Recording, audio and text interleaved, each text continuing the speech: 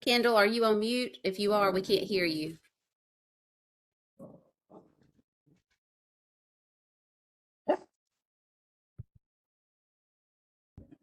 Okay, not sure what's going on. He may be having some technical difficulties, but as you can see on the screen, this is our 21st Century team.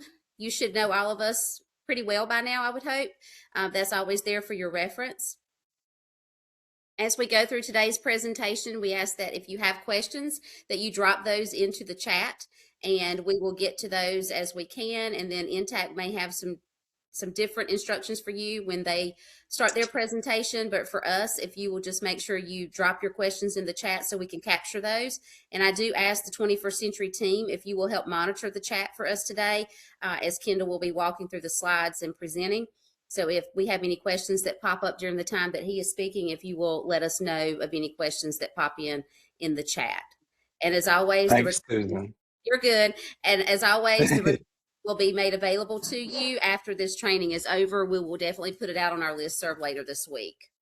And so I'm going to turn it over to Kendall to start us off with the agenda and walk us through some reminders and some updates. Thank you, Susan. Good morning. On behalf of 21st Century Team, DPI team, we welcome you back to our May presentation, which is the last of our school year's professional development series with Intech. As always, we do have some updates and reminders that we want to share with you all, and then followed by the presentation for today, and then we'll leave time for questions and concerns at the end. As Susan said, if you do have anything that comes up during the presentation, please just drop it in the chat. We'll be monitoring throughout the presentation and do our best to address it, any questions or concerns.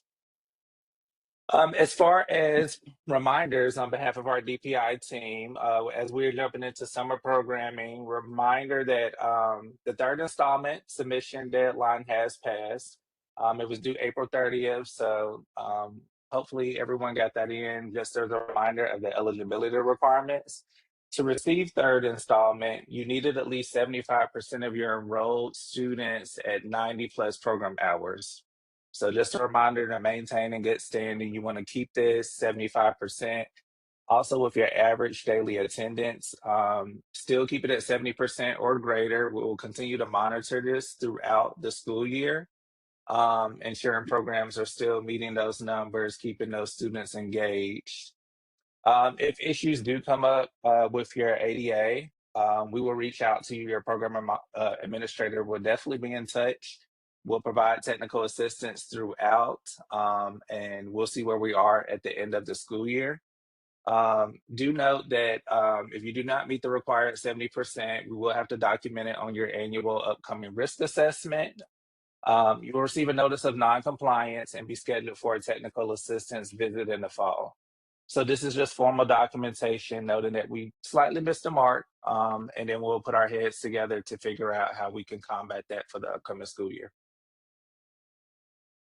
We'll keep going. As you jump into summer, I will encourage everyone to take a look at CCIP. I know that we've been uploading summer documents, but just make sure that the basic program information sheet and your daily schedules that you've uploaded in CCIP are accurate and up to date, as far as start time, site locations, daily schedule, type of activities that are going out through today.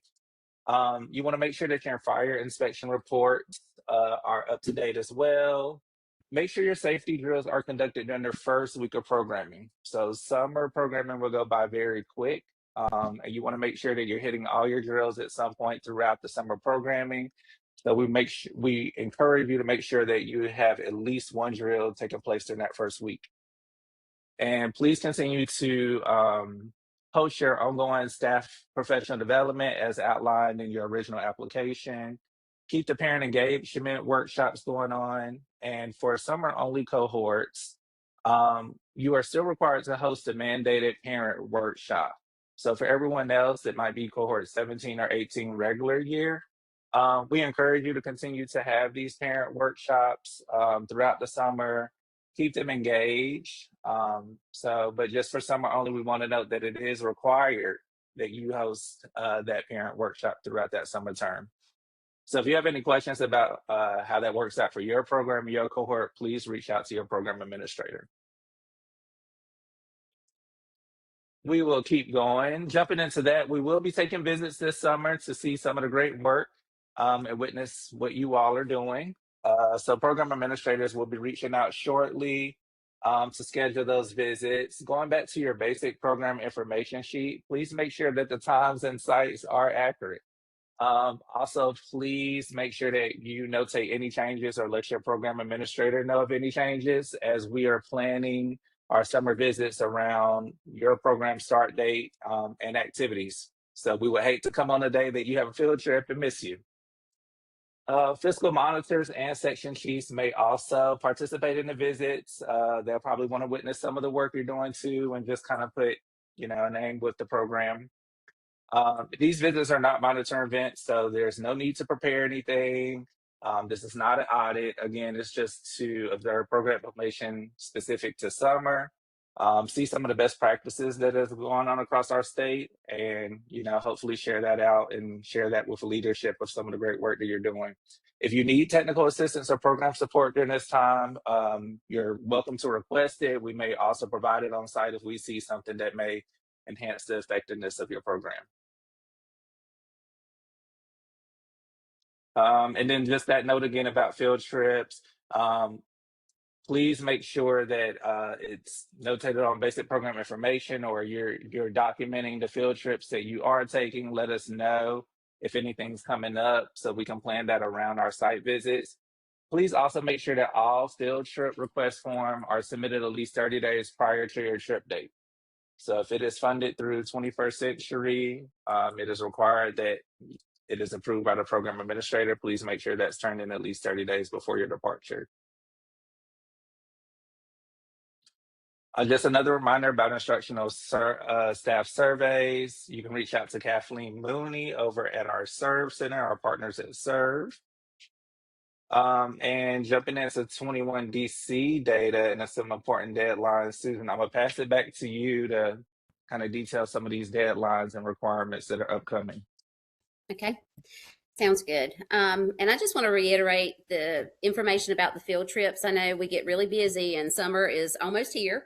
And hopefully by being involved in this INTACT training, you all know the importance of already having these field trips scheduled and ready to go. We don't want to wait to the last minute to plan, especially for field trips, because there is that 30-day submission requirement. So if you are starting programming in June and you have field trips that are coming up towards the end of June, then it is imperative that you get those field trip request forms in now. So just wanted to reiterate that we are getting closer and closer to summer every day, and that 30 days will sneak up on you. So just wanted to make note of that one more time. I know some folks throughout the summer, we get emergency emails that say, I want to take this field trip, and that's just not good practice. So please make sure that you're adhering to all of our requirements, and that 30 days prior is a hard, fast deadline. So just make sure that you give us 30 days prior. Okay, Kendall, we can move back to the other. Just wanted to talk to you a little bit about installments and the allotment log, and make sure that everyone is clear on what is going on with that. In the listserv, I think it did say that the last allotment log would be processed on May the 29th. And so we are asking that you all have your information updated. So all outstanding documents or conditional approvals, or if you are still going back and forth with your program administrator and your fiscal monitor to get your to get your second or third installments processed, please make sure that you get all of that resolved, because we have got to get these approvals on the log no later than the end of this month, or you would not receive that money until after summer. So again, we cannot stress the importance enough of you. If you have if the application's back on your side for one reason or another, you have to expedite that. We don't want you to sit there and have to wait until after summer to get your money. And same thing for summer.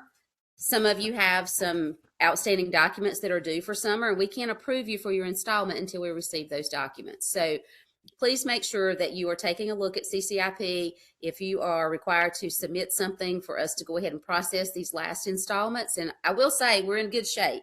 The majority of the programs, you already have your second and third installment and summer installments. So we're just waiting on some outliers, and we just cannot stress enough that you really need to make that a priority this week. Get the information completed and back turned in. We ask that you get everything turned in by Friday, May 22nd, so that we do not miss that last log with school business. I also wanted to provide you with some updates on 21 DC. June 1st, 21 DC will open for summer data entry, and July 31st is going to be the deadline to close out 25-26 school year data. So make sure you keep those two dates in mind. You're opening one for summer and you're closing one out for the school year. So sometimes that can get confusing. If you run into any issues or have any questions, please reach out to Darren Hamilton. He will be happy to jump on a call with you at any time to walk you through any issues that you might be having with 21 DC, because we want to make sure that you meet these deadlines. September 30th is actually going to be the deadline to close out summer. So you'll have from July and from June 1st until September 30th to get all of your summer data in to the system. Okay. Are there any questions about that? About installments or how funds are going to be dispersed and any of those deadlines? Just want to make sure everybody is clear, because we want to make sure that you do get your money before summer and not have to wait until September. Okay. I don't think there are any questions in the chat. Okay. The last thing before I turn it back over to Kendall to introduce Intact is we do have our continuation application training coming up that is scheduled for in-person on June the 10th from 9 until 3. As we told you back during earlier in the listserv, that we know that there were a lot of issues at DPI when we had our last training there for data with the Serve Center. We are under construction at DPI, and many of you know very well how loud it was in the afternoon.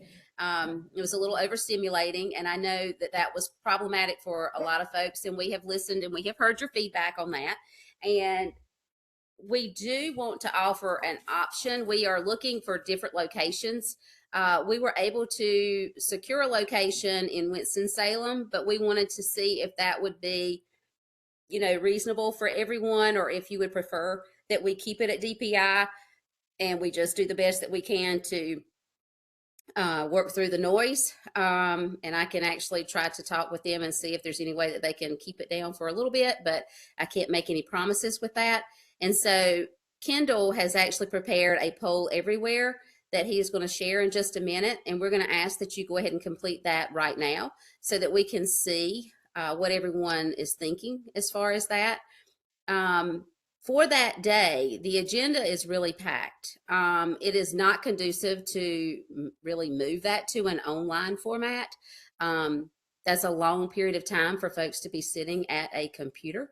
So we will be covering the continuation application and budget. We will also go over updates to the grant guidance, because we do not have a foundations conference this year. We will have to use this time to also bring you up to speed on any new updates in the grant guidance. I have a lot of information to share with you with 21 APR and our data for the state of North Carolina.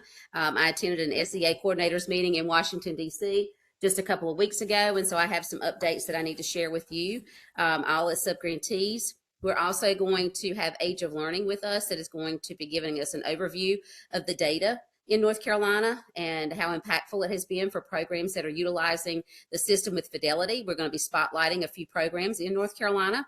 And then there's also going to be an opportunity for you to network with each other.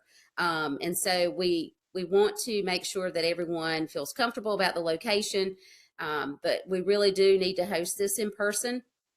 If you have any issues with attending in person, you need to reach out to your program administrator, and we can review those on a case-by-case basis, but we cannot make any promises on like saying that you don't have to attend. Like, this is important information for you to receive, and we don't want any questions in the upcoming year with monitoring that we could have prevented if you were in this session. We want to make sure that everybody gets the information that they need.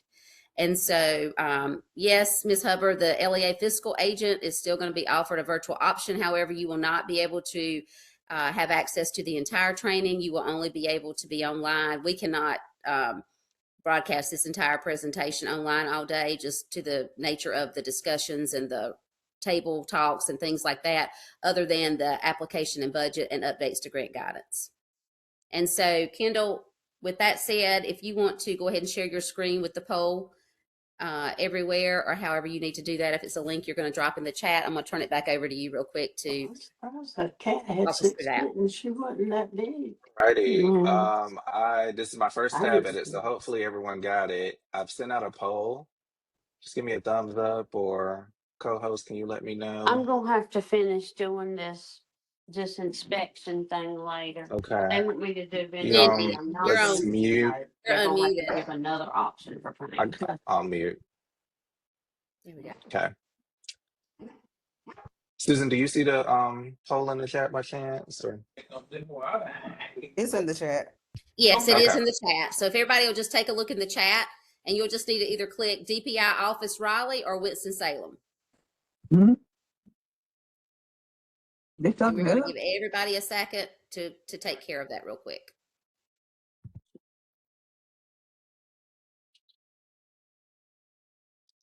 Okay, I see some votes coming in. who they voting. Someone said they Just a don't see it, reminder. too. Okay. There are a few people saying they don't see it. Okay. So are you guys looking in the chat? I can Oh. see it. Are you all looking in the chat? It's not in the chat. It just popped up. So Okay. click on apps. Do you guys see the word apps at the bottom? If you see apps, it will show up for you guys. It should say apps, participants, and chat. I'm sorry.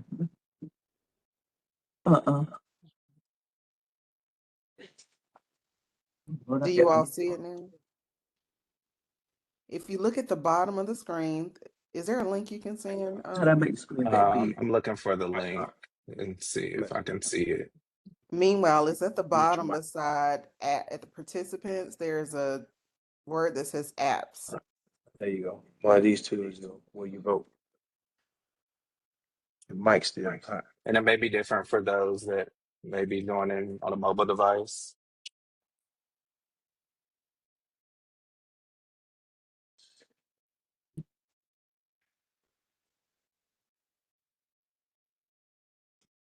Someone said if you click on the 3 squares with the plus sign, you'll see the poll. That's apps. So bottom, Right. probably It's the bottom right bottom. corner, folks. It says apps. It's like it's a circle with 3 squares and a plus sign. If you click on that, you should be able to see it. So make sure you're looking at the bottom right-hand side of your screen. It's close to the chat button, but it's a circle with 4 squares and a plus sign. Okay, looks like some more votes are coming in, so I think folks are finding it. Again, it's called Slido, Yeah, we have and it is from the apps. How many are you seeing now? Is everyone No, we have 58 responses, and okay? So people are seeing it now. Okay. 85 people, and Okay. So we're waiting on about 30 more folks. we went up to 60. Keep monitoring it, Gina, and let us know when we get to the 80s. Okay. Okay.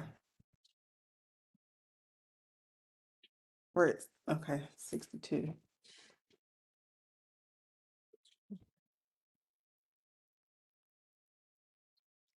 Marcus Freeman I said, see. send me the link. Marcus, do you not see the app button at the bottom? Miss and Hubbard says that the app does not show the poll for her. And she says she's voting for Winston-Salem. So I can just add her into the number. Marcus, where would you like for me to put you?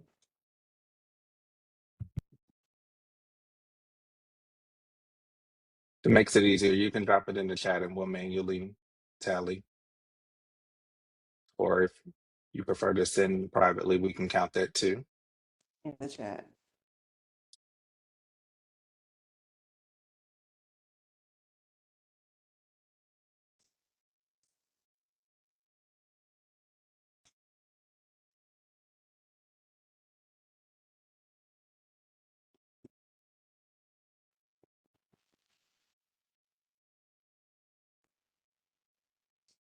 Gina, how are we looking on numbers?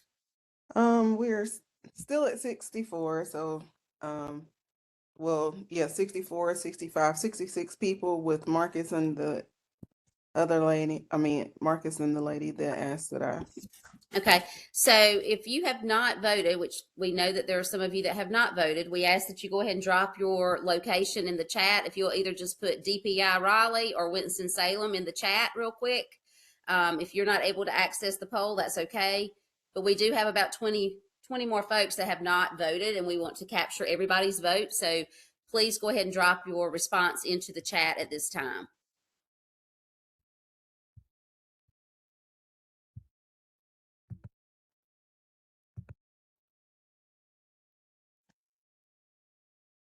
and Susan, if you'd like worst case scenario, we can send out a link as well. On the email, but it's looking like DPIs. It looks like everybody's chiming in now, so let's just go ahead and collect what we have.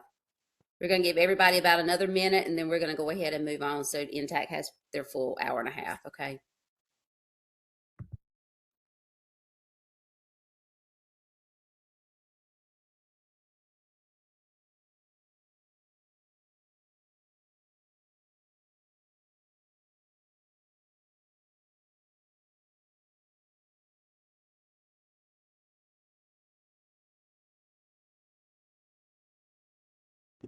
Susan, that's about 70 right there.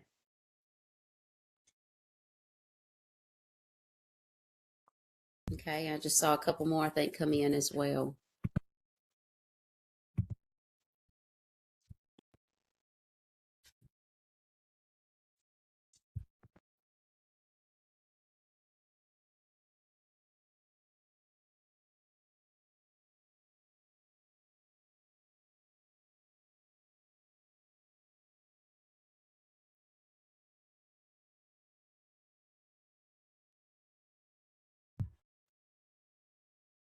Okay, Gina, what's the total?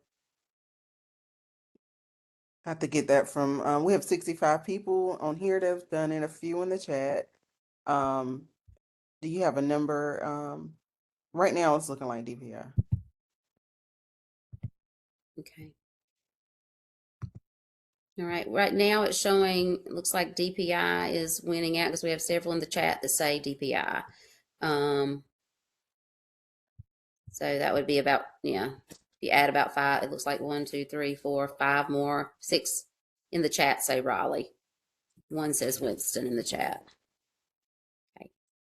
All right, folks, if you have not voted, we ask that you go ahead and drop that in the chat for us. We're going to go ahead and move on. Gina, if anything changes, or Kendall, by the end of the session today, if you'll just circle back and let folks know where we land on this, if it is still going to be at DPI or if it's going to be in Winston-Salem, I'd appreciate that. So if you have not voted, this is your opportunity. So please don't complain of where it ends up being if you're not voting. All right, Kendall, I'm going to turn it back over to you so that you can introduce Intact, and we will go ahead and move on into the PD session portion of today. All righty. All right, folks, we made it to our last PD session of this school year.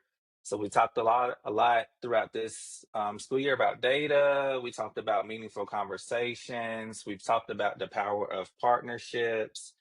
And now we're going to talk about questions that meet high quality implementation and programming.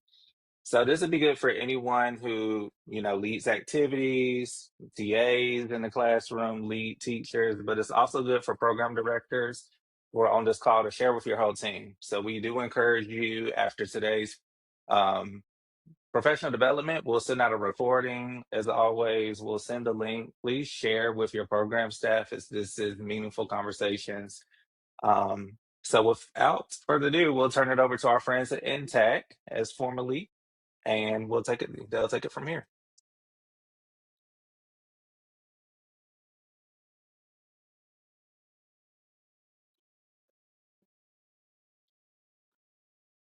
All right. Well, welcome back, everyone. Glad that you're here joining us again today. Excited to talk to you about how we can make sure that we are asking high quality questions when it comes to delivering the content that we're doing. So we've talked about how we put together really impactful high interest content for our youth, but we also want to talk about how we are asking questions and prompting learning throughout those activities, because we can ask questions that are formative, right, to check for understanding, but we can also ask questions that enhance or deepen understanding. And that's what we mean when we talk about high quality questions. So let's talk about what that looks like a little bit. First, I mean, I'm not going to belabor this point because we've been walking through this journey for quite some time. But we are the National Technical Assistance Center. And so we are here as a free resource to you for any sort of support you might need in 21st century programming. That could be technical assistance, that could be on-site training, that could be virtual trainings like this for your specific sites. Whatever you need, reach out to your SEA and let us know, and we'll be glad to help you. So, who are we today? Well, I am Chaz Summers, and like I've said many times to you guys before, I have an extensive background in after school time, working my way through frontline staff, up through site coordinator, program director, as well as teaching English and special education for over a decade. So when it comes to language and when it comes to questioning, it's something I'm very passionate about, and I'm really excited to talk to you about it. And joining me today is Yana List. Hey Chaz, good to be with you. Hi everyone, good to be back. Can't believe that it's been a whole year, a whole series that we've done. So sad for it to be over, but I'm excited to see all the work and conversation we've had over the course of the year. As I've said many times, I come from a background in a school day, after school, summer educator, project director. And I am so excited about this webinar. High quality questions are kind of my pet interest, or my kind of driving force of changes you can have to make in implementation that have really profound impact. So I'm so excited for today's session. All right, let's jump in. So today, we're going to start by defining what the different types of high quality questions are, because there's not just one type of high quality question, right? There are different types of questions we have, and we use them intentionally to elicit different types of responses from our youth. Maybe, larger open-ended responses where we let them talk for a while. There might be some times when we need a very specific truncated response. So we'll talk about what the different types of questions are and when we would want to use them in our programming and our activities. We're also going to talk about how we create high quality questions at every level of Bloom's taxonomy. So we're going to introduce, if you're not familiar with it already, we're going to introduce Bloom's taxonomy and walk through it with you to talk about how we deepen the level of questioning that we're doing, and we do it intentionally. And this is something that you can roll out to your frontline staff so they all have a unified language that they're using when it comes to making these changes and choices intentional. And then we're going to talk about how we leverage questioning strategies to engage all of our learners. So we can have really high quality questions that, like I was saying before, instead of just checking for understanding, truly deepen the level of learning that's going on in any individual activity. I would also say that this is a practice that you can use not just during activity time, right? These are questions you can use whenever in order to just, prompt some sort of, learning moment, some teachable moment. I love using high quality questions when, I don't know, maybe we're transitioning to the playground or clubs or something like that, and just asking small groups these high quality questions just to, spark some learning and some interest. So, why do we ask questions, right? Well, questions are important because they trigger multiple cognitive processes, right? Thinking about information from different perspectives with different goals increases brain activity, right? We're talking about, building neurons that might not already be present, right? We might think of things in a very certain, pathway, but broadening our minds to think about it from a different perspective deepens our cognitive processes, right? It helps us actually build new neurons in our brain that build new connections. And when we're thinking about information from these different perspectives, it also lets us look at different, aspects of life that we might not have thought of before. We might not be processing, especially with our youth who might not get exposed to, other cultures or things like that. This is another great time um, in order to consider building those connections when it comes to asking different questions. But also, they encourage some deeper learning, right? They move past memorization. I'm not just asking you to regurgitate a fact that you have memorized in your brain to me. I'm asking you to actually work with a concept that we have and think about it and then apply it to, some real world process. It's understanding how to apply knowledge and skills in a variety of contexts. And this serves students everywhere, right? This isn't just something that's helpful in the math activity they're doing. This is something that's going to serve them inside and outside of the classroom. So these first two reasons apply to students as they think about questions and answer them, right? But questions also have benefits for teachers and facilitators who are asking those questions. Questions ensure the teachers are checking for understanding at regular points throughout whatever activity that we're doing, because we want to make sure that we know what students know and what students don't know in an ongoing way. That way, we don't get to the very end and we do some sort of summative evaluation and we're like, oh, looks like no students really understood step 3 here, and that really messed things up for the rest of the steps. If we had been checking for understanding throughout the course of that activity, then we could have caught that misunderstanding and we could have addressed it in the moment. And that way, we wouldn't have an activity that felt like it sort of fell flat on its face. They also facilitate student participation, right? We want to maximize the number of students who engage in learning, and our students, we have a certain segment of students that are going to be active, engaged, volunteering, right?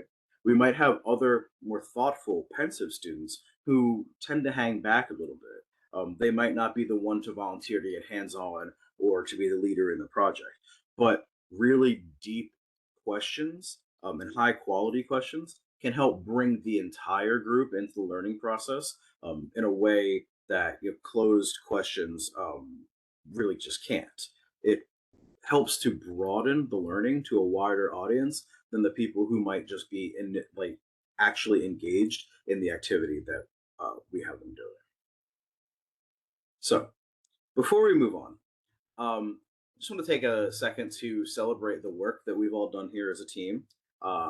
We have moved through a number of different aspects of summer programming together, and it's really been awesome to work with you on this journey. We started building our program teams and talking about what it means to have a really impactful team that can do the work and what the different needs are. And that led into our needs assessment, right? Because we need to figure out what the needs of our population are and then do some asset mapping to see how we can support those needs before we can actually do anything impactful for our community.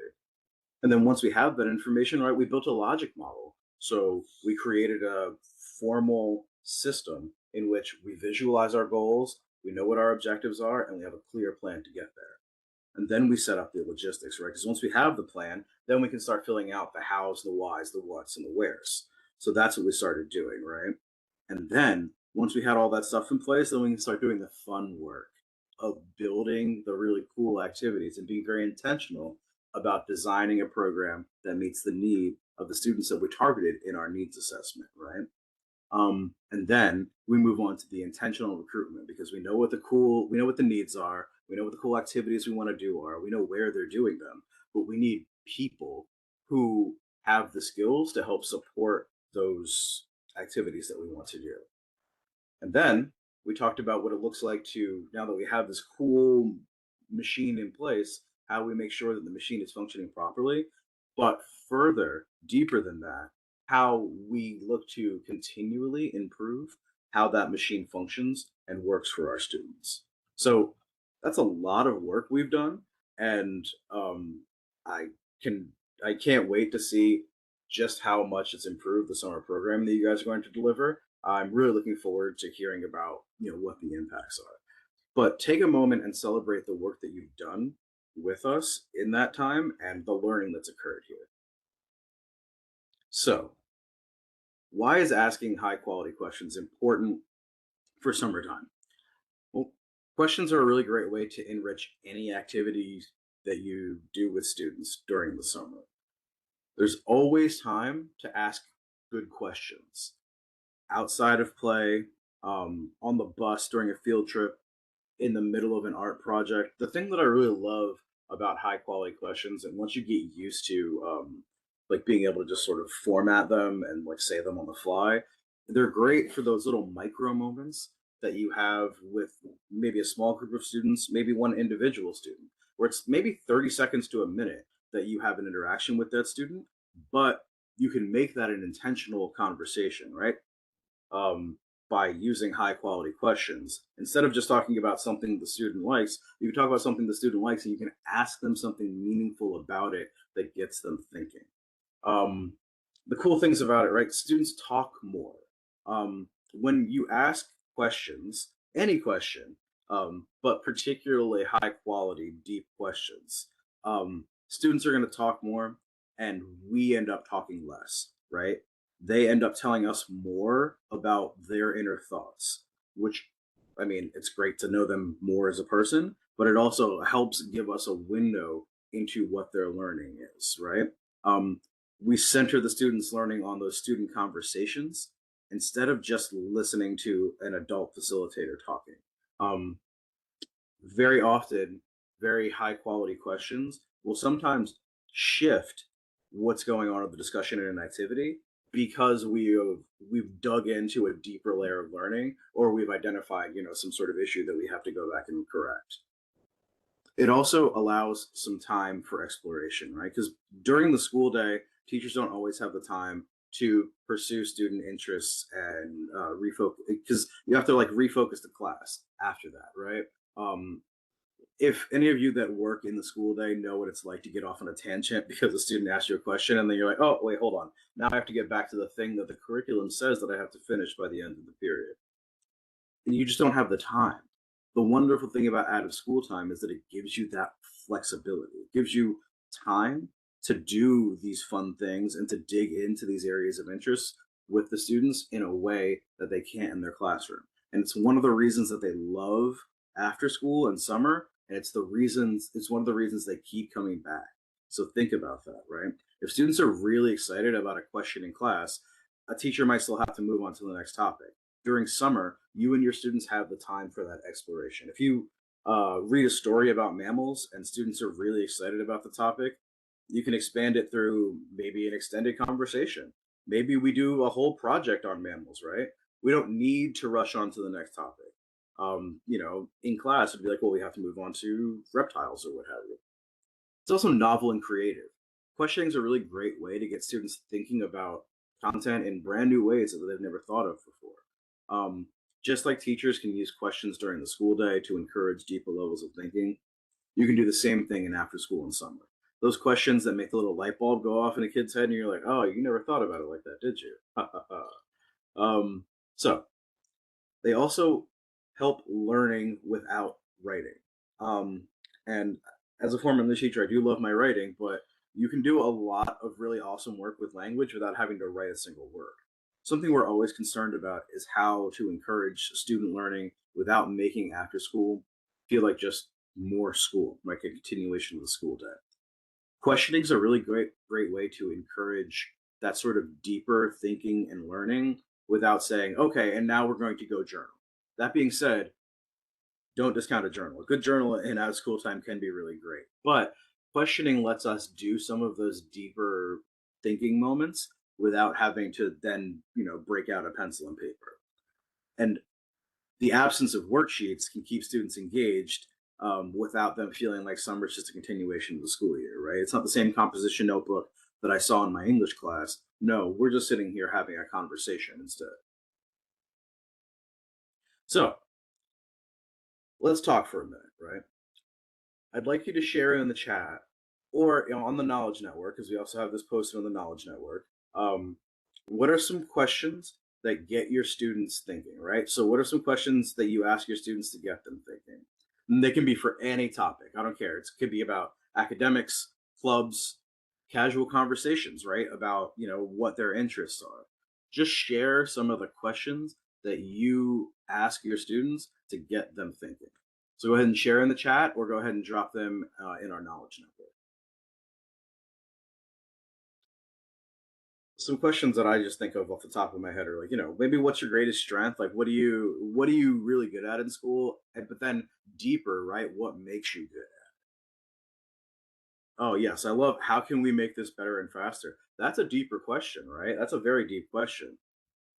What's been the best part of your day, right? Absolutely. Absolutely. Give you a nice open-ended question. You get to tell me all about your day. What was your favorite thing you did today? Because instead of how was your day? Oh, it was fine. No, what was your favorite thing about today, right? Making them open up and tell us some more. What or how is a different way we can solve this? Yeah, great. I love that, especially when it comes to science, stuff like that. When it comes to math, it's like, okay, well, there's probably only like a couple ways that we can solve this, but there are plenty of times where it's like there are a bunch of different answers to this. There are a bunch of different solutions to this. What are some other supplies we could use? Yeah, I like that too, right? Yeah, so this is what we chose to use to do this project. But if we just had to make do, how could we make do, right? How could we still get the same effect?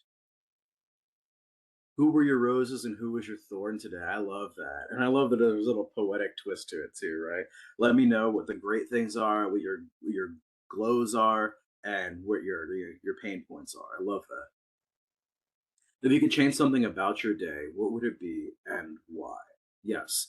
I love the and why part because that deepens the level of thinking. That doesn't just give me a sentence, that gives me several sentences, right? That gives me a discussion that I can start having with my students.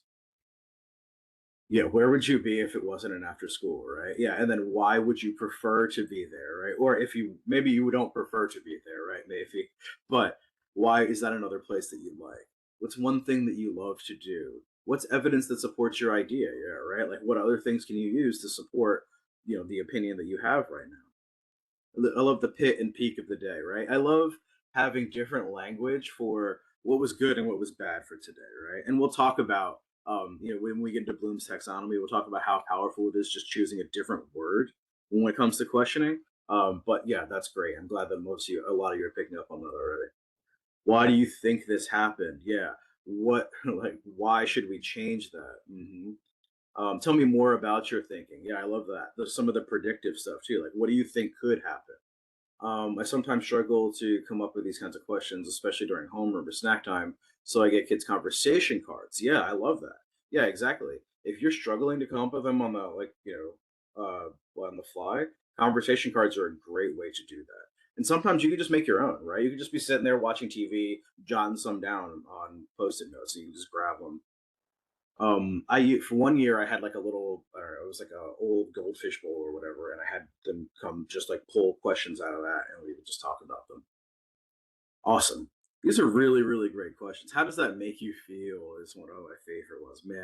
Man, the answers we get from that one. All right. Thank you guys so much for sharing. I love that. And I mean, I've said this before, but I do love just how involved this group is, and just how much you guys contribute. It really makes these things much more impactful. So let's talk about questions and how we categorize them, right? Because there are types of questions. We have closed questions and we have open questions. So most questions can be categorized in these two groups. So a closed question usually has an objectively correct short answer. There's an obvious, or not an obvious answer, but there's an answer. It's specific, and that is our answer. There aren't a bunch of different answers. This is what it is, and it's very short. These are questions that often require memorizing facts, right? Because facts, dates, things like that, very closed questions. When did this occur? There, this date. There's not another answer for that. There's the one answer, and it's very short. In contrast, we have open-ended questions, right? So open-ended questions typically have multiple different answers. And they always require explanation. You can't just say 2 words and you give me the answer. You have to explain why that's the case. And very often they include gray areas or room for debate, which is why they have multiple answers. These are the answers that are, well, it could be this, but it also could be this depending on this, right? Those are the kind of questions we're talking about. So, for example, a closed question is, what is 3 times 3? An open-ended question is, what's the most effective strategy to solve 3 cubed? Just like that.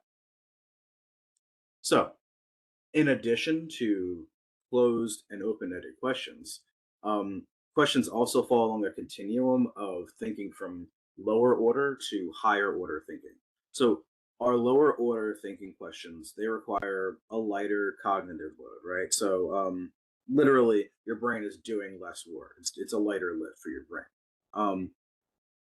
These are tasks like remembering stuff, showing understanding for like something that's already a principle or a concept that's already been introduced to you, and applying that understanding to something. These questions are still very important for making sure that students have that foundational knowledge, but they're not the only questions that we should be asking of our students, right? After we ask these questions, we should deepen the questioning that we're doing. And we do that by using what we call higher order questions, right? So higher order questions require a heavier cognitive load, right? That thinking is really hard work. It can be draining, and that's great, right? We want to be mentally tired after we have these discussions. That shows that we're learning, that our brain is growing. These things include tasks like analyzing, evaluating something, creating, maybe synthesizing 2 concepts together. These types of questions require students to show evidence of making connections between 2 concepts and thinking creatively for the response that they're giving you. So I encourage you to start thinking about some questions that you could ask students that fall into these different types of categories. Because again, we need all these types of questions. None of these are bad questions. We just need to use them in the right context. We'll ask for some ideas from you guys after we share some examples here. So let's walk through some examples. A closed lower order question has a correct answer and requires students to know facts. So, what style of painting did Picasso practice? That has one answer, which is Cubism. And we either know it or we don't know it. It's binary, right? I know what kind of painting Picasso did, or I don't know. A closed higher order question still has a right answer, just like that one, right? But it also requires some sort of advanced thinking, some sort of synthesis, right? So, for example, if you're reading a series of stories in your group, you might ask, what are the characteristics of magical realism? Magical realism has a mostly agreed upon answer, right? That is, fiction that has magic interwoven into what would otherwise be like real life stuff. So the rest of the story is very real life and grounded. Then all of a sudden, there's a doll that turns into a person, right? That's magical realism. But we can talk about like there are common characteristics, so we can talk about how it shows up differently in different stories. So it's not a very it's not just the one answer, right? There are some different nuances to it, but we're still in the same ballpark, or we're still approaching it the same way. So the question requires students to know the common characteristics of what multiple types of magical realism could look like. And that requires students to use just a little bit more brain power. So then we have our open-ended lower order question. This one has a correct answer, but the answers aren't necessarily going to sound the same among every single student, right? So a good example of this is, you take your students on a nature walk or a local state park trip or something like that, right? And you might ask, summarize the most common native plants you saw in the forest or like, on our walk or what have you. The question asks students to identify some important information from the tour, but each student's answer could sound slightly different and still be right, right? It's not like these two different answers, one of them is wrong. One student saw this, the other student saw this. They're both things that they saw when they were out in the forest. Students don't have to create new information or insights in this particular area, right? But it is something where there might be multiple pathways that students take to arrive to what we would consider a correct answer. And then last but not least, we have our our open-ended higher order question. Now, this is our question that has multiple correct answers, and it asks students to think about the information that they have in new ways. So our example here, we're asking students to design a creature that could thrive in a desert habitat. Now, this requires students to think about a desert ecosystem, as well as what living things actually need to survive, and then make connections between those ideas to figure out what a creature that could survive in a desert habitat could be. The result of this activity could look at a lot of different ways, right? It could be drawing, it could be modeling from clay, it could be a cool old-fashioned diorama, which I love, or my personal favorite, stories about these crazy desert creatures, right? Students might bring together things that they've learned in other parts of your program too, right? Like maybe when you read stories about mammals, then students were like, oh, well, I know that mammals need this, this, and this to survive. So maybe they're not the best to be in this desert environment. They might have learned stuff at field trips to the zoo, right? Maybe I know that reptiles do better in hotter environments and can do, like to warm themselves in the sun because they're cold-blooded. Or school, right? Maybe they know, maybe they learned about different biomes as part of their elementary science curriculum, and they're bringing that in to talk about different elements of a desert habitat. Like they know that it's dry, they know there are a lack of food sources, things of that nature. So now that we've reviewed the characteristics of different types of questions and shared a few examples, I'd really love to hear a few open-ended higher order questions that you could ask students during math. And just a little preview, we'll go through a couple different, we'll do, math and then a couple different subjects, but let's start here.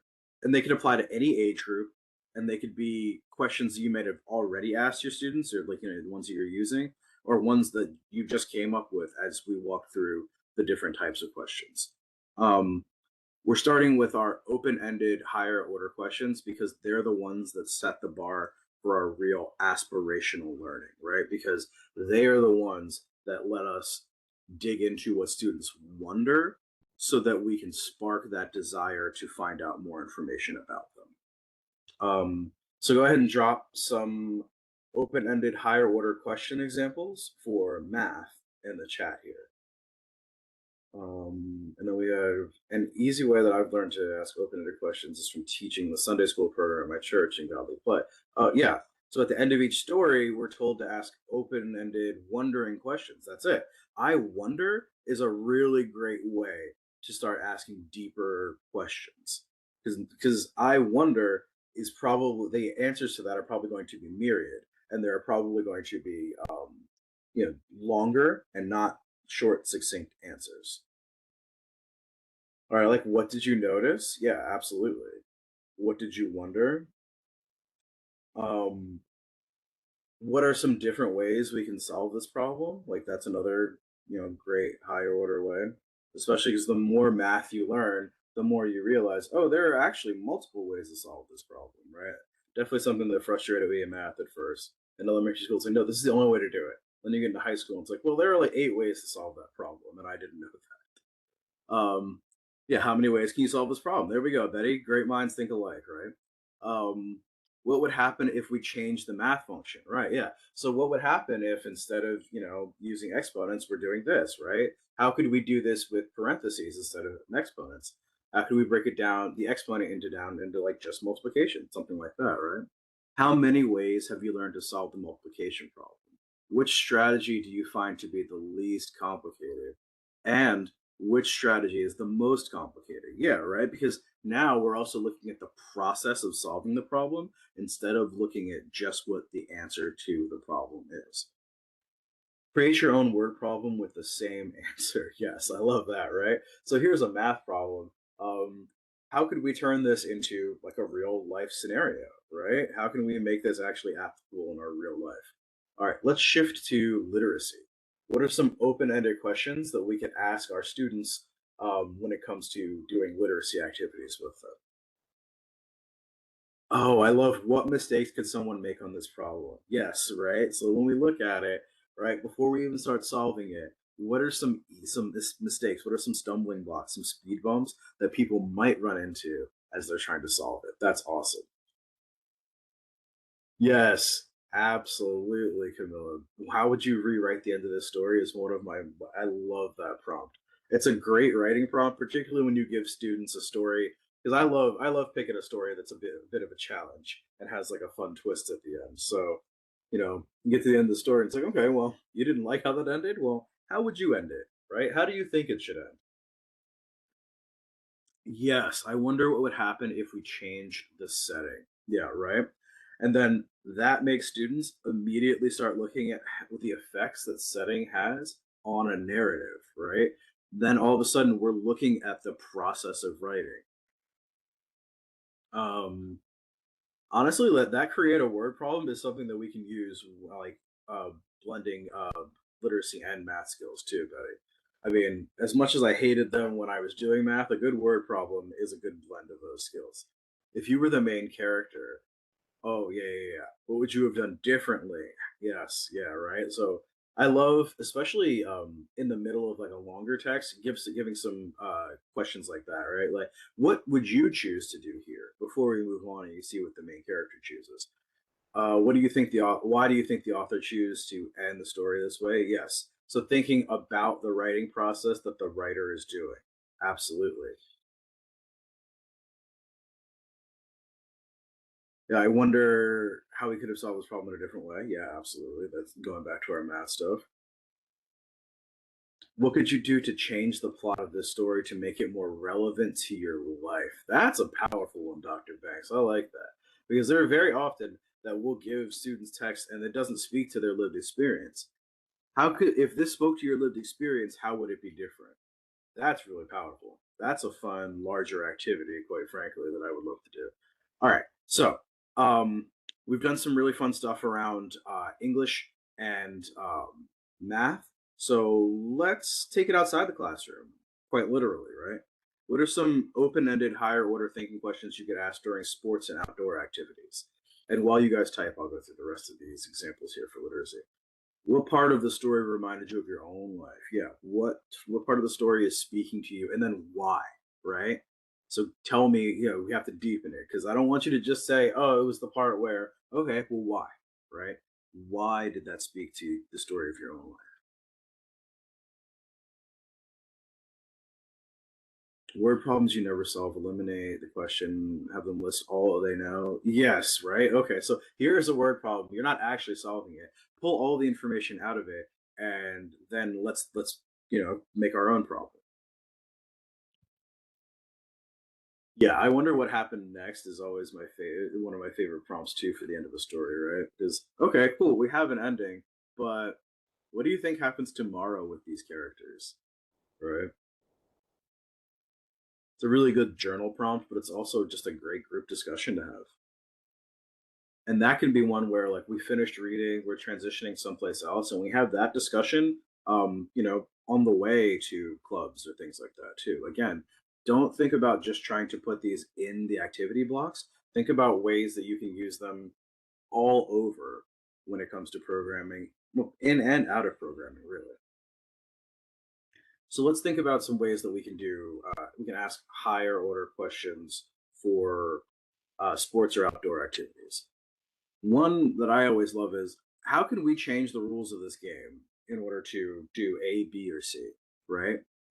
Why is balance important? Yeah, absolutely. What skills do we need to do, the activity that we're doing, and then why are they important? Why do we even have rules in sports, right? What do you think would happen if we took all of the rules away, right? Or what if we just had one rule for this sport? What would happen then? Then all of a sudden you reimagine a sport and you're playing some fun new game in your program that nobody's ever heard of. I swear that's how that Gaga ball game got started way back in the day.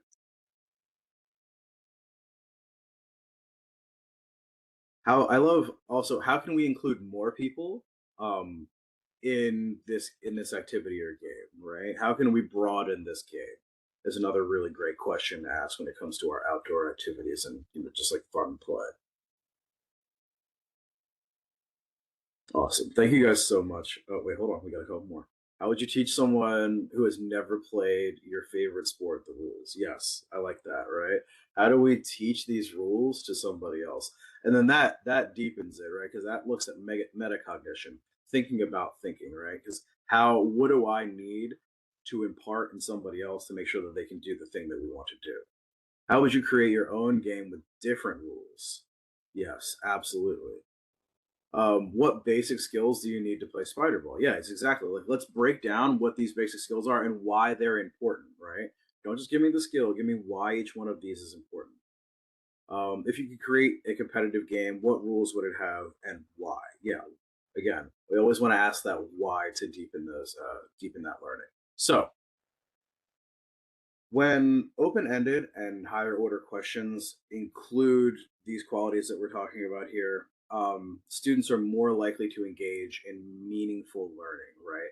When these questions build on the prior learning that they've already had, right? Involving concepts that they've already been introduced to, and then asking them to synthesize them into the new concepts that you're introducing to them. When our questions challenge students to think, right? Instead of just regurgitate the answer, I want an answer from you that actually took effort on your part.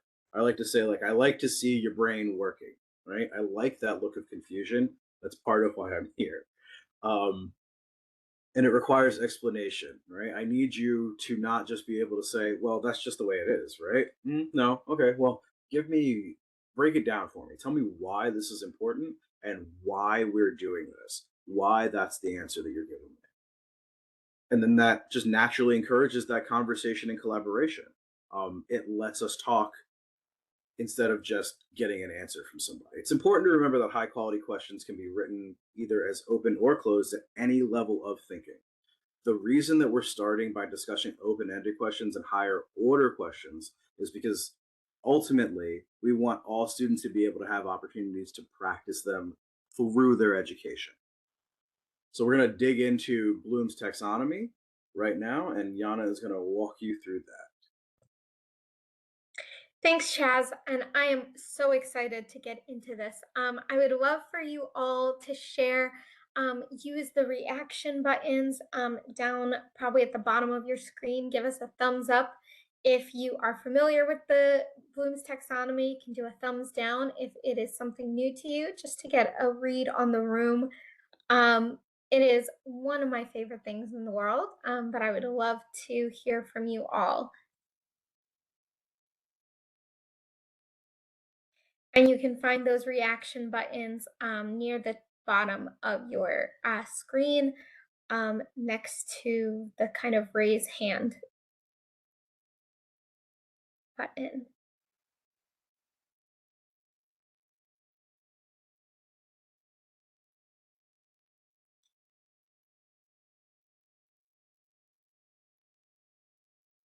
So we have a split, but it looks like a fair number of you are familiar with Bloom's taxonomy. So I'm looking forward to a really active participation in the chat box. And that is great to see. But really, probably for those of you that have said you are familiar with Bloom's taxonomy, you've probably talked about it in the context of the school day.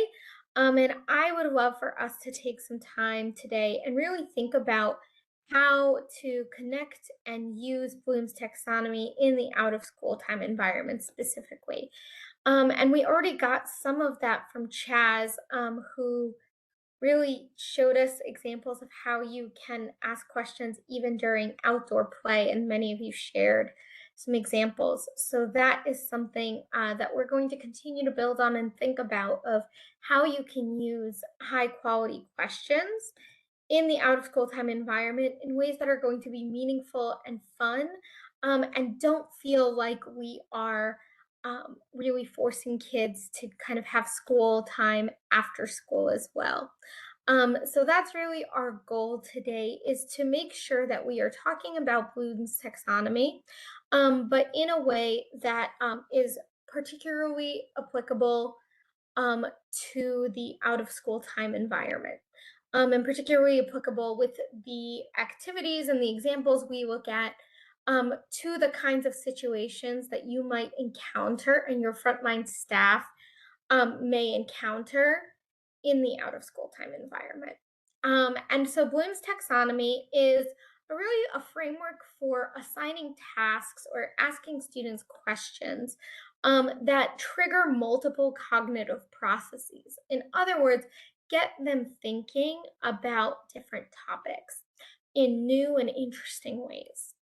And Bloom's taxonomy is arranged in a kind of triangle framework of the amount of cognitive load. In other words, how much brain power kids need to use in order to complete the task or answer the question.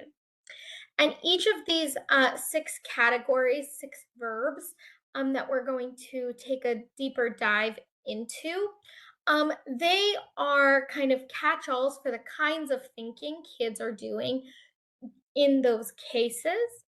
And we're going to look at a lot of different verbs to prompts that you can use to craft questions that align with Bloom's taxonomy. But what you can see with that triangle is those first 3 layers, remember, understand, apply.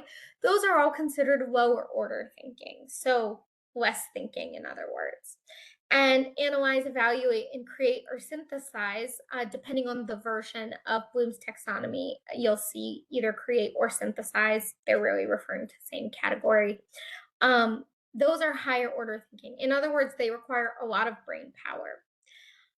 And the reason it's arranged in a triangle is that the vast majority of questions that students get asked during the school day are those lower order thinking questions. So they are those kinds of questions that don't require very much brain power. As Chaz was talking about open-ended versus closed-ended questions, there was one study that found that during the school day, 87% of the questions that teachers ask are closed-ended questions. So in the context of the school day, we know kids aren't getting a lot of opportunities to engage in those higher order thinking processes. Luckily, out of school time is a great environment to do that, because we have a lot more flexibility, a lot more opportunities to encourage students' creativity. And those are things that we should foster and encourage. And we can use Bloom's taxonomy, both ourselves and our frontline staff using it, to create activities, tasks that are really going to broaden students' horizons, and again, get them thinking in a lot of different ways. So with that in mind, we are going to be using as a baseline a version of Bloom's taxonomy verbs that was created by Northeastern University. So there are a lot of versions of this taxonomy. This is my favorite one, but you can Google Bloom's taxonomy and come up with a million different ones. The verbs will vary slightly, but they all have the general concept. In other words, the 6 categories that I've mentioned are the kind of layers, and within them, Bloom's taxonomy has all these different verbs that align, the tasks align with the layer. So verbs that are remember tasks, verbs that are understanding tasks, etc. So let's start thinking about the layers. And the first layer we're going to look at, that very bottom layer, is remember. Now, remember tasks, remember questions, are questions that require you to name facts and figures, show memorization. So for example, the example Chaz gave of what kind of art did Picasso practice? So that would be an example of memorization, of memorizing the fact that he practiced cubism. And these questions are usually close-ended, not exclusively, but they are usually close-ended. Some sample verbs that if you are asking these kinds of questions, they are remember questions, are define, duplicate, label, match, recall, repeat. Again, it's that memorization piece. Kids aren't doing anything new with it. So let's look at some examples for so one example would be, please repeat the instructions. Again, that's a recall task, that's a memorization task. Did you listen? Can you say back what I just said? But there are a lot of other examples. For example, if students are working on their ELA homework, they might be asked to define the week's vocabulary words. In math, they might be asked to count by tens from 1 to 100. Those are the kinds of math tasks that really require some of that base memorization. In art, that might require identifying the primary colors. So can you point them out? Those are all examples of remember. It's memorization. It's not really telling you a lot of information about what the student actually understands. So let's look at understand. So understand, again, is that next level, that second layer. And understand is kind of, again, getting a little more complex. It's to show whether students can explain facts, ideas, concepts, if they can define things, show things in their own way, multiple meanings. And these kinds of questions can be closed-ended or open-ended. The kinds of verbs you might see in understanding questions are describe, estimate, explain, paraphrase, so using your own words, showing that you understand the concept, report, summarize. And again, that Bloom's taxonomy I shared has many more examples. But let's look at some example activities that could be used here. So for example, again, that verb summarize, you're showing that you understood the story and you can explain it in your own words. Summarizing requires identifying the most important pieces. So it's really an example of showing understanding. So summarize the story you just read. In science, after students have, for example, gone on a nature walk, it could include them illustrating 3 native plants and describing their role in the ecosystem after they read something about those plants. In dance, it could be show me 3 common tap steps. So they have to be able to watch you and do it on their own, and that requires some reinterpretation, just as an example. And again, I think one of the things Chaz showed, and I want to highlight and emphasize, is you and your staff can be asking high quality questions no matter the activities students are doing, whether it's working on homework from the school day, or you're doing an art activity or dance or playing a sport. All of those can be opportunities for asking high quality questions. Now, after understand, we have apply, and this is the last of our lower order thinking questions. In apply, it's kind of what it sounds like. It's using knowledge and skills in new ways. It can include having to solve problems and perform tasks. And these questions can be closed-ended or open-ended. They could have one correct answer, or they could have multiple correct answers.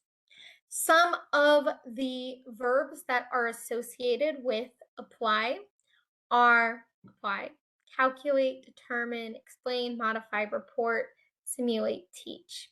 And you'll see that one of those verbs is repeated, report. As with everything with our brains, we make these very distinct categories, but things are actually squishy. There's overlap between the layers. So some of the verbs overlap between the different layers. If you're looking at Bloom's taxonomy, you'll see some repeats of those verbs. And so that's just the nature of how our brains work. It's not like I ask you a remember question, and that only triggers remembering in the student's brain. Cognition is more complicated than that. So that's a kind of a caveat. Let's look at some examples of apply. So an example would be calculate the solutions to these math problems using the same procedure taught during school. So that's an example of applying that knowledge and skills. So the students were taught a strategy during the school day and using it in a new situation. They have new math problems. Maybe there's homework that was assigned. Maybe these are problems that you have if you have worksheets that you give out. There are a lot of verbs and a lot of tasks that we do in school and in after school that are apply tasks, because this is often kind of a doing type of task. So for an example, in ELA, it could be explain the author's primary purpose in writing this story. So identifying that, solving a problem that is in that story, figuring out that main task. If you're doing whole child education and really thinking about the SEL needs of their students, I could ask a child to teach me at least 2 breathing techniques to calm down. This would be an example of them applying breathing techniques they've done before, probably choosing 2 that they found to be most effective. There's a lot of different breathing exercises. They're choosing the ones that they think are most effective. Now we get to higher order thinking question with analyze.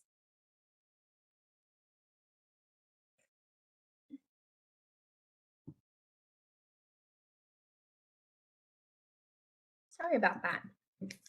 Analyze questions are where we identify relationships between parts. We make connections.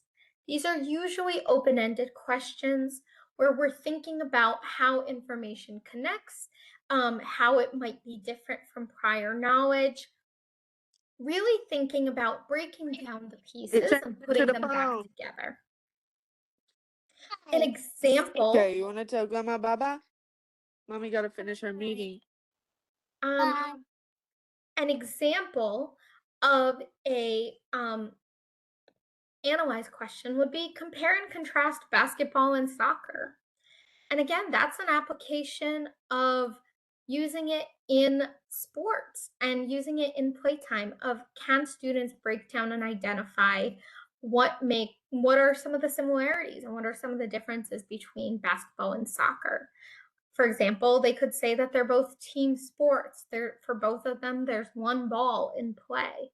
They both have a goal of scoring, but they have a lot of differences because one uses your feet and one uses your hands, just as an example. The size of the pitch is different. The size of the team playing is different. Those are all examples of some differences. And some of the verbs that pop up in analyze questions are compare, contrast, connect, diagram, differentiate, order, prioritize, separate. Again, it's taking things apart and putting them back together, often in new ways. And we can do this in academic contexts and in activities like sports, asking students to compare 2 different sports, to identify what they like about one sport more than the other.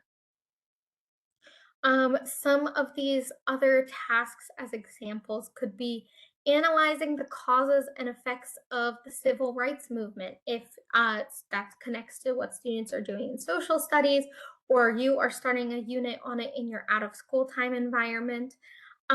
If students are doing theater activities, theater is a great place for analyzing because if students are playing a part, then they have to analyze the relationship between the motivations of their character and their actions.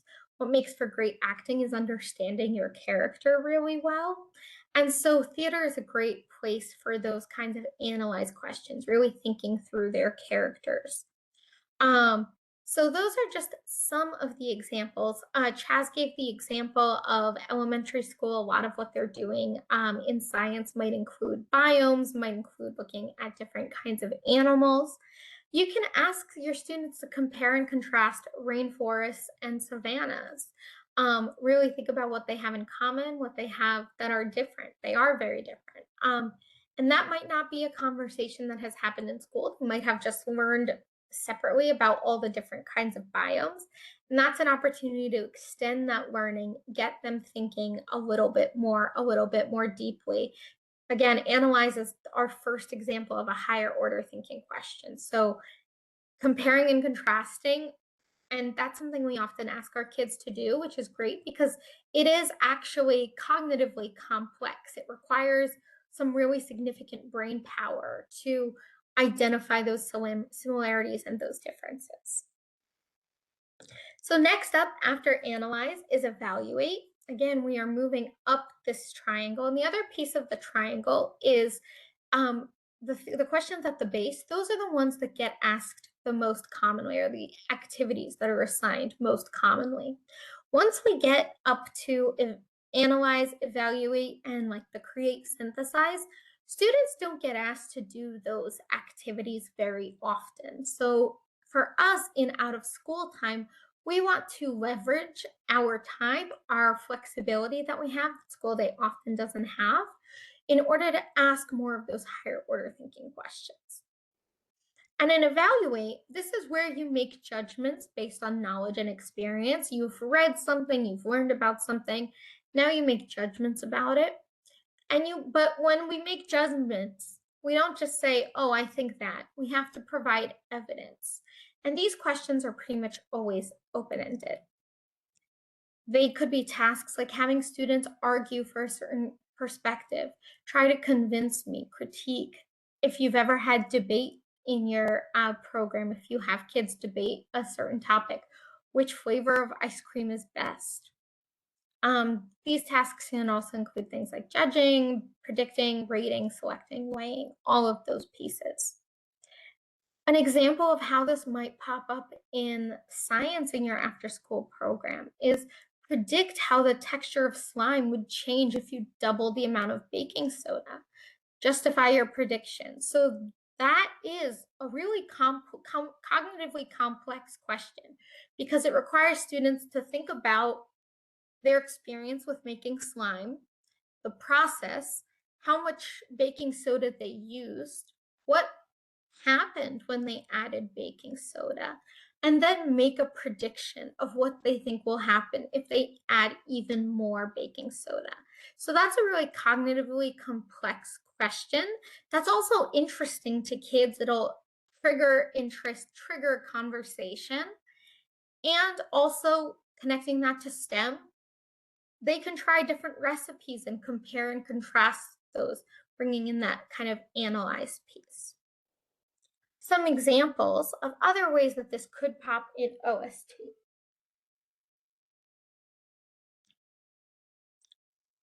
Have your students look at 2 different recipes for the same cake.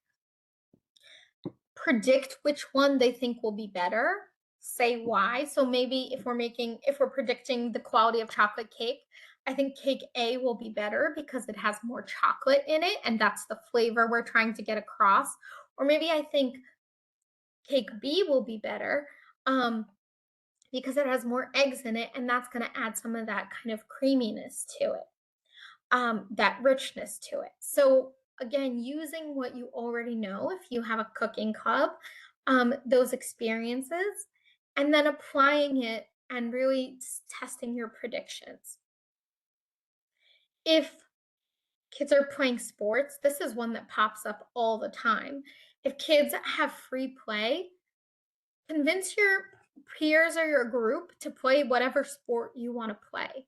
How are you going to convince them? That requires some evidence. Again, these are examples of higher order thinking that can really smoothly pop into your program without feeling like school, without feeling like this is boring, without feeling like, oh, we're doing all this work right now. These are cognitively complex tasks that are also fun and engaging and can be very real world and easily connected. If you are thinking about adding some of these evaluate questions, these are ones, again, that can really tie in. This is what I've said earlier of the fact that we have broken these up really separately into those 6 layers, but a lot of these questions connect to each other. So analyze questions, comparing and contrasting often is really helpful in order to then critique or judge or argue for a perspective. So I have to understand both sides in order to argue my particular perspective. So do keep in mind that all of these questions work together. We need to ask knowledge questions because without a shared base of knowledge, students can really struggle to connect and understand what we're talking about, what that work actually is. So do keep in mind that piece, that all of these connect to each other. And now that we've talked about evaluate, we're at the very top of our triangle. These are questions and tasks that are not asked, not assigned very often. They require a really high level of cognitive engagement. And again, these are great opportunities to get kids thinking, talking, doing. Creating something brand new, tackling a brand new challenge, really taking that step of going from just answering the question to doing something that is brand new and creative and only that student could have come up with. So some of the sample verbs for create and synthesize are adapt, design, develop, facilitate, integrate, modify, propose, rewrite. Again, those are some examples of creating something new. As an example, for example, if you're doing a PBL activity in your program and students are learning about how to fight bugs with different methods, whether organic or using bug killer or whatever, because they're trying to come up with this better solution for addressing bugs. That could be a really fun PBL activity, especially with like older elementary or middle school students. One task that could be assigned is design an organic solution to the bug problem in our program's building. Maybe we chronically have ants in our building. So what is a solution that we can come up with? Again, this is coming up with a novel solution, but it requires all of those levels of thinking to support this higher order thinking because students have to have knowledge of what bugs actually get into our building. They have to understand what are bugs getting out of being in our building? What is the benefit for them? They have to apply. They're probably going to need to test different solutions for addressing the bugs problem in our program. They're going to have to analyze. So they've done different tests. They have to figure out which one of these was best. How do we know? Evaluate. So they're trying these different methods and then they're going to argue their point. And all of those pieces together will lead them to that creation synthesis of coming up with a new solution. So all of these ways of thinking, levels of thinking, connect to each other, build on each other. Some examples of how this could pop up in your activity. Say you you guys did a group story reading in your program. One of your program frontline staff read a story to their group, and every student is assigned to rewrite the short story, but changing a fundamental quality of the main character. And so as a result, if there's 20 kids in the room, you're going to have 20 different stories. And again, that is a way connecting to those previous pieces of cognitive load, of connecting to the analyzing. Because if you change something about the character, how do you think that's going to change their behavior? How do you think that's going to change the story? They have to be able to connect those pieces. Just as an example, that's a really fun one to do with kids.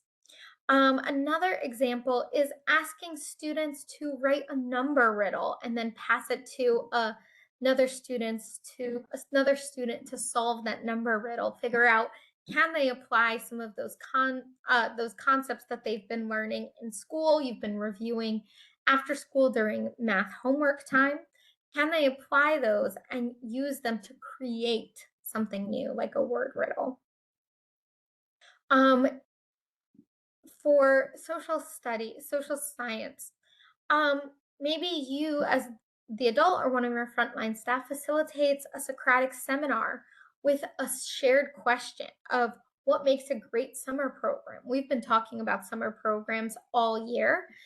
Can you invite students into that conversation and have them make their arguments, explain what makes for a good summer program? And that's great for you because you can take those ideas that they've come up with, they've created some new ideas, and apply them. And again, those are all examples of kind of high cognitive load.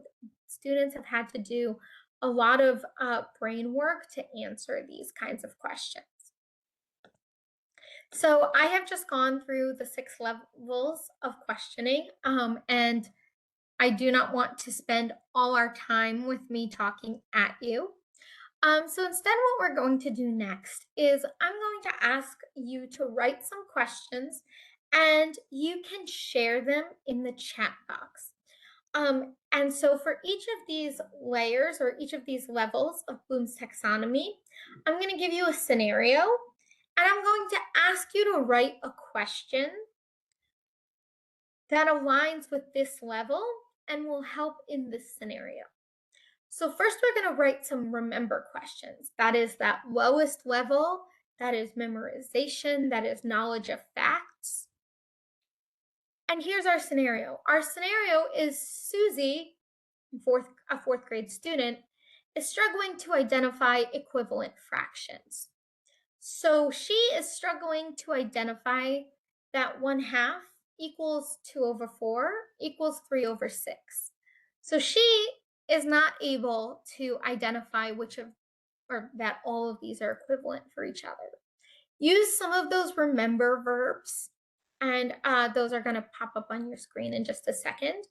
Use some of those remember verbs and write at least one question you can ask Susie to help her remember the fact.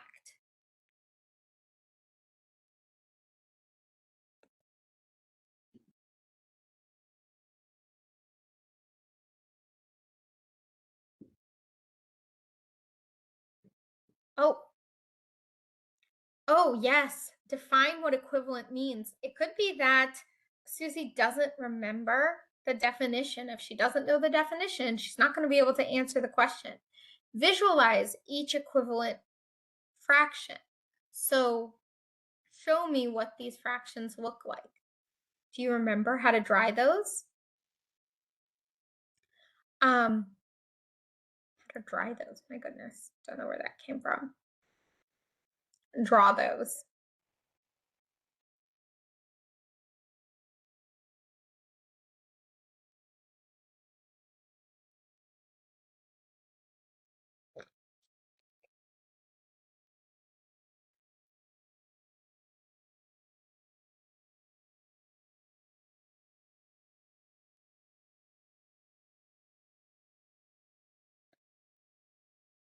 Okay, I'll give us another minute or so.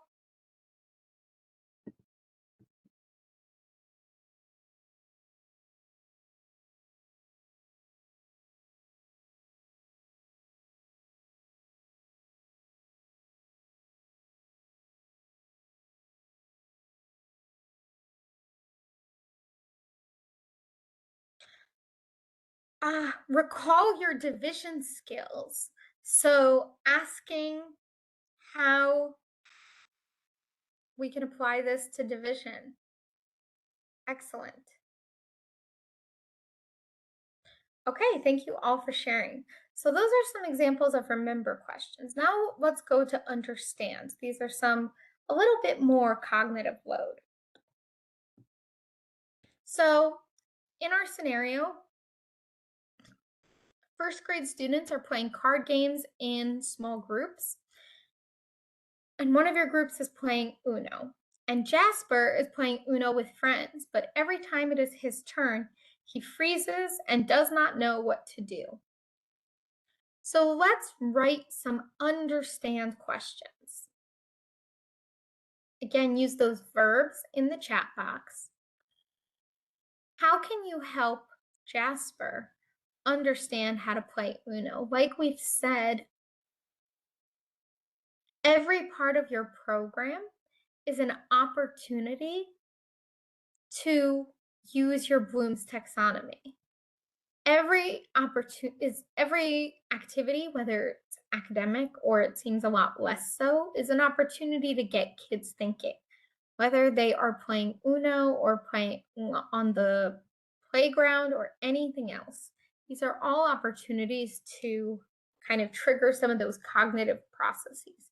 Get kids thinking, get them really get their neurons firing, all of those kinds of pieces. So I'll give you a minute and then I'll start to share some of these.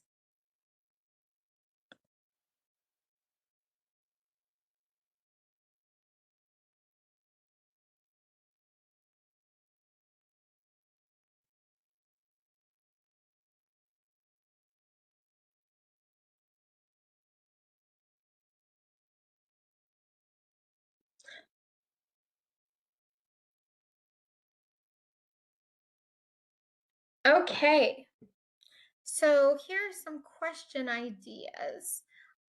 You can ask Jasper, review the game rules. Can you tell me the rules of the game? So get him to restate the rules in his own words. Select a card that matches the one that's facing up right now. So breaking it down to have the student kind of look at that task, it might slow it down a little bit where Jasper might not feel like all the eyes are on him. Some other questions you could think about are explain the goal of Uno. So make sure that Jasper understands what he's actually trying to achieve.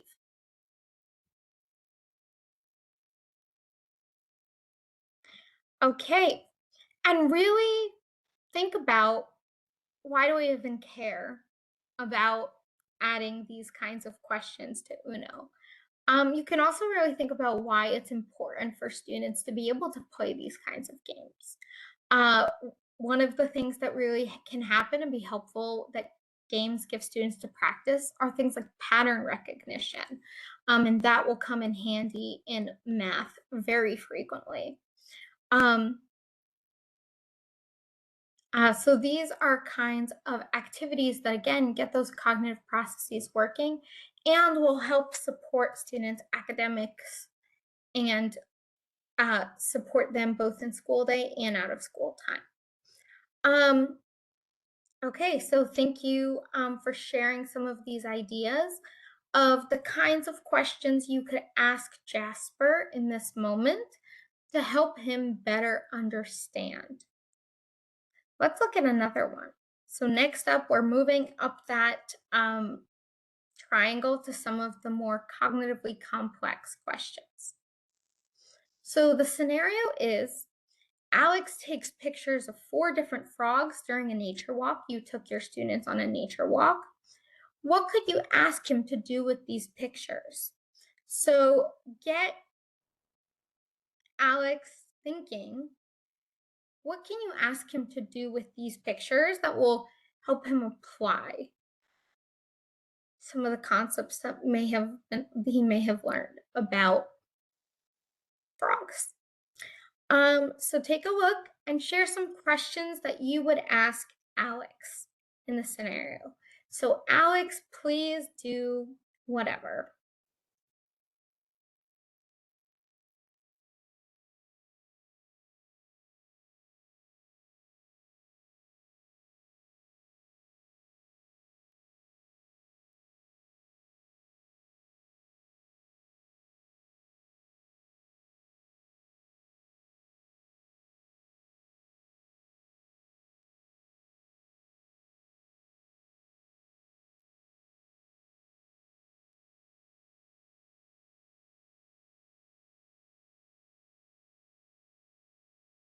Okay. So you can share some of your questions. In the chat box, we're looking for apply questions.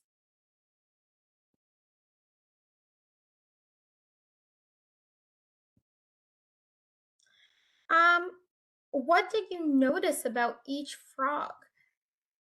So asking Alex to look at those pictures again to identify those characteristics. Choose some similarities between those. Again, this kind of spills into analyze as well. And again, there's always going to be overlap with these layers of thinking about understanding those frogs. Construct a diagram showing each of these frogs. So getting Jasper to go from the pictures he saw, applying that to his own drawing. And that's where he could start to label the different structures. And so those are all some great examples. Sketch the frog in its environment as you saw it. So requiring Alex to remember what he saw and use that information to draw it on his own. So create his own model or create his own representation of what he saw. Great, thank you all for sharing. Let's see if we have any more questions. Okay, thank you for sharing. So let's go on to our next level, analyze. As we have already seen, there's overlap between these, but we're gonna continue to break these down. The scenario is our second grade students are working on reading homework, and one of your students, Chanel, is struggling to answer 3 questions in response to the story, Barry and the Substitute Teacher, which is a story about having a substitute teacher for the day. So what questions could you ask Chanel to help her analyze the story here? And here's our verbs. And again, share those in the chat box. If anyone feels moved to unmute themselves and share verbally, please feel free to do that as well. You don't have to listen to my voice this whole time.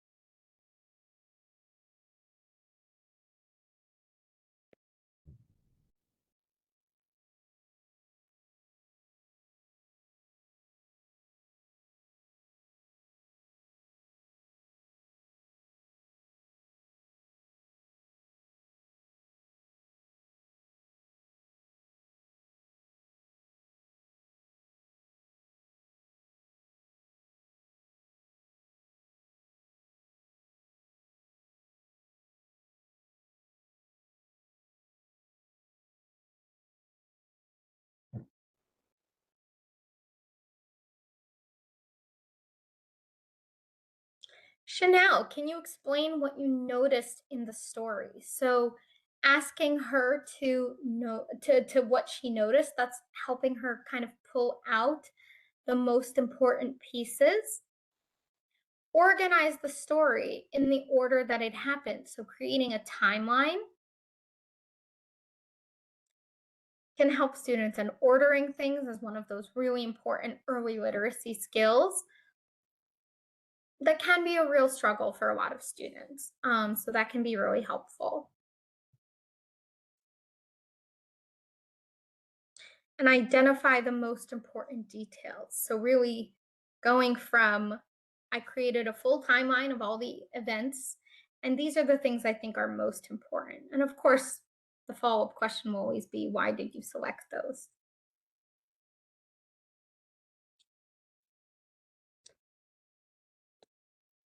Give you another minute.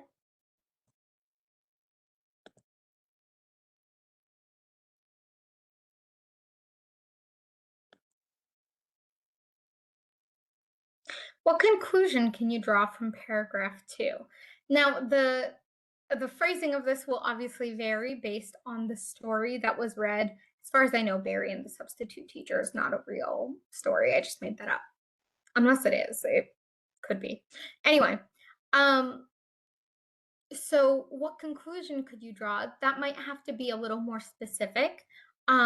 For Chanel, it could be, how was Barry feeling at the end of this paragraph? How it could be, what did the substitute teacher do in this paragraph? So it could be more specific, but again, really helping that student connect the reading and kind of making meaning from that reading.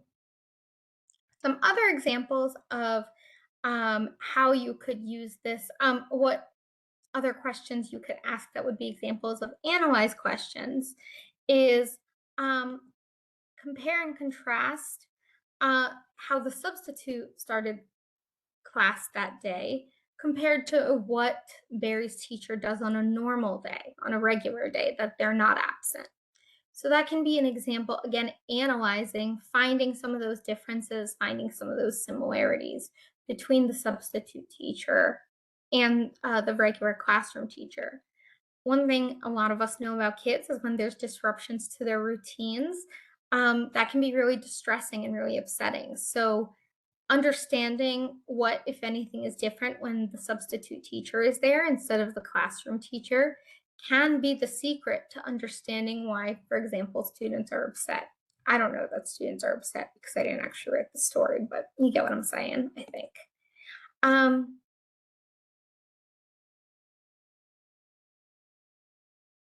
What connections can you make? So does this connect to another story? Have your students ever read another story about a substitute teacher? Maybe they've had an experience of having a substitute teacher, making those connections, analyzing their experience versus Barry's experience as an example.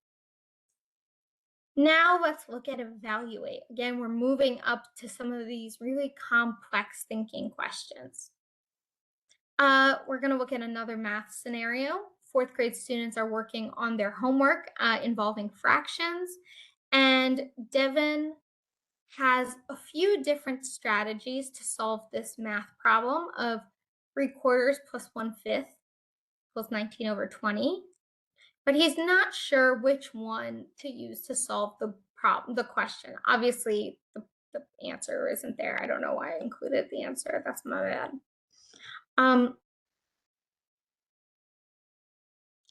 There we go. I just deleted the answer.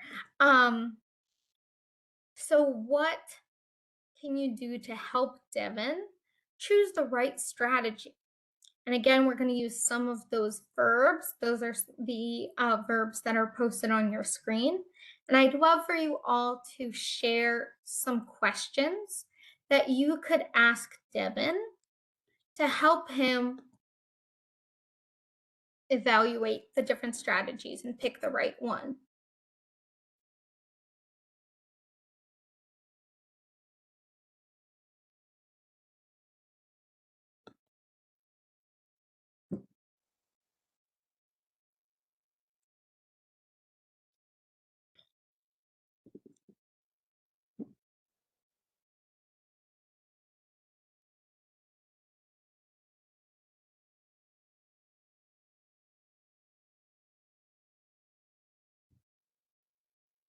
You can pop those into the chat box.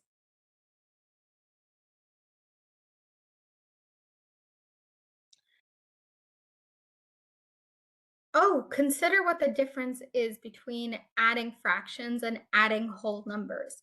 So getting Devin to think about how this differs from other kinds of addition he's done before might help him think about strategies that are common and strategies that are unique to solving fractions.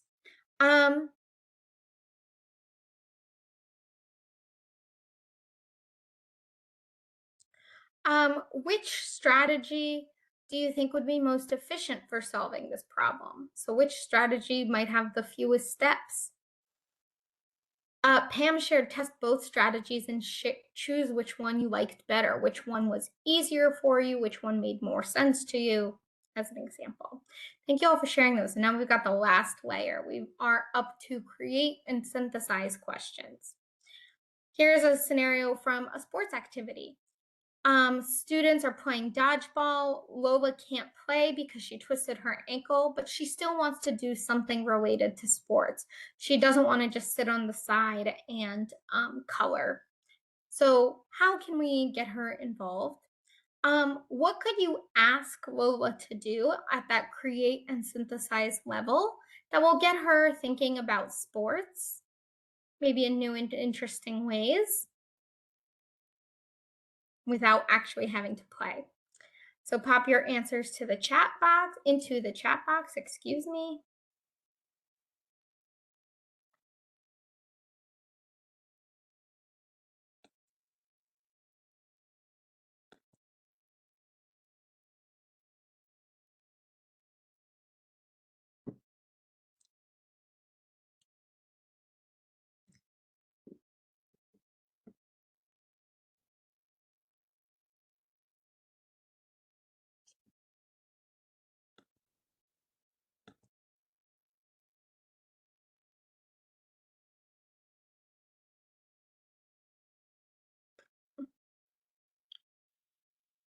Lola, can you help me create a game that you could still enjoy? So can you come up with a game that doesn't involve running around? She twisted her ankle.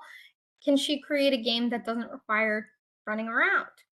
Write a story about the activity for your classmates. So we're playing dodgeball, but can you create like a whole world building scenario around dodgeball? Why are we playing this? Create a new version of dodgeball that's played sitting down. A version of dodgeball that doesn't involve hitting people with the ball. So maybe we're talking about a different ball at a different game at this point.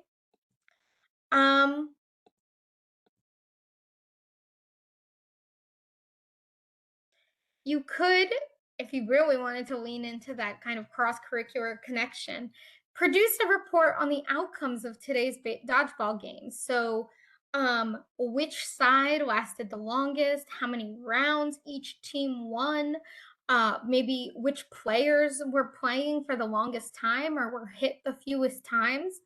Really getting them to think about, to think about deeply about dodgeball. And again, this is like a sports activity. So any time, any moment in program time is the right time for some high quality questions.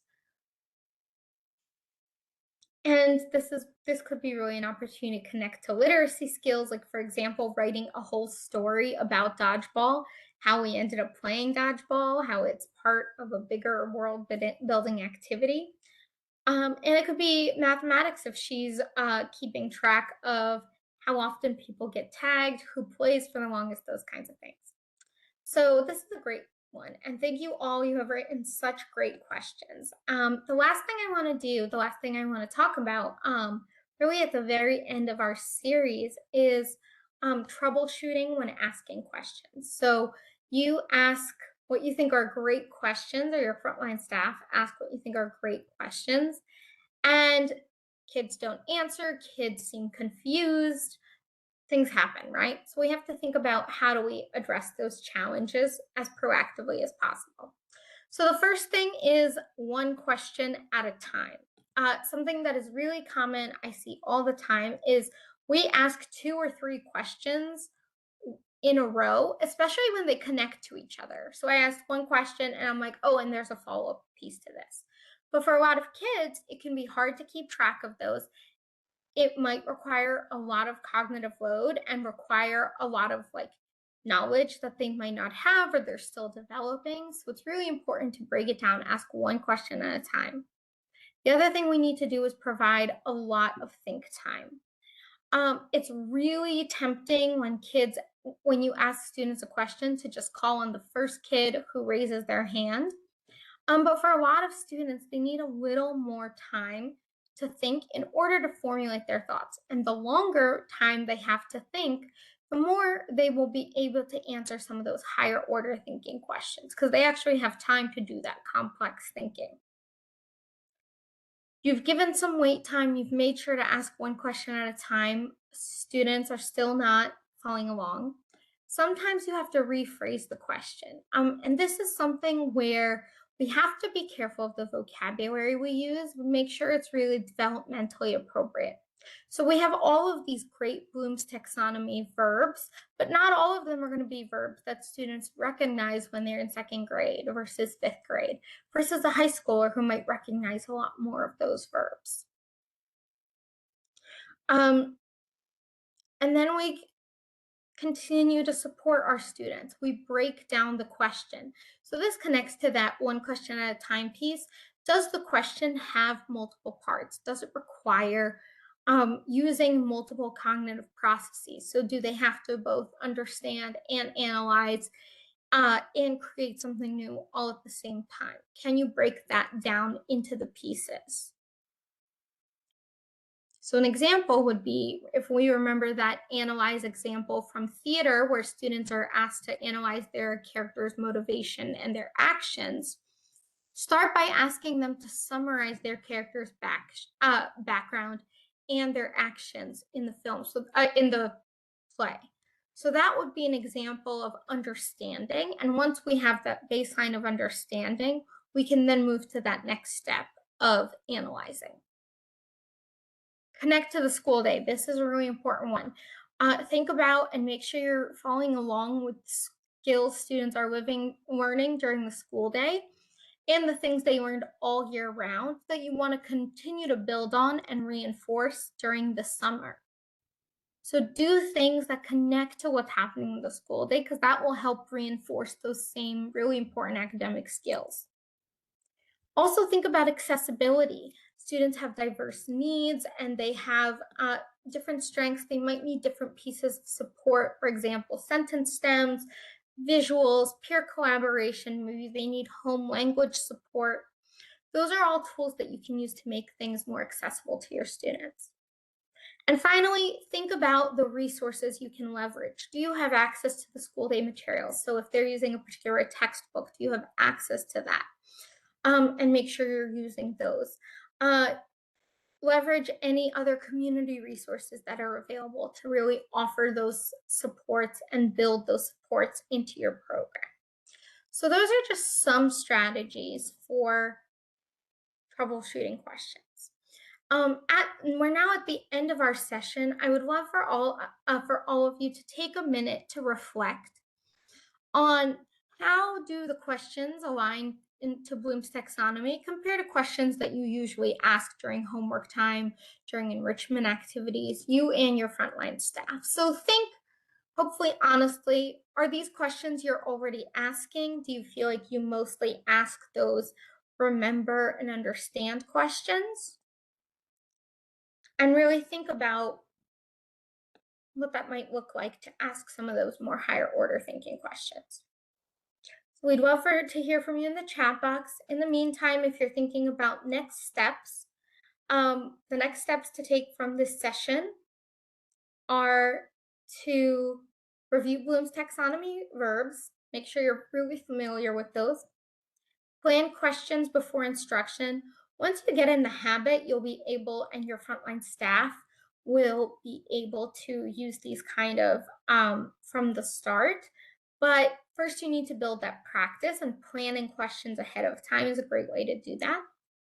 And then also think about integrating supports for accessibility, identifying what supports you can and should offer in order to meet the needs of your students. That is bringing us to the end of our presentation. As always, you can reach out to us on our website. You can join the conversation on our Knowledge Network. I shared the link earlier today.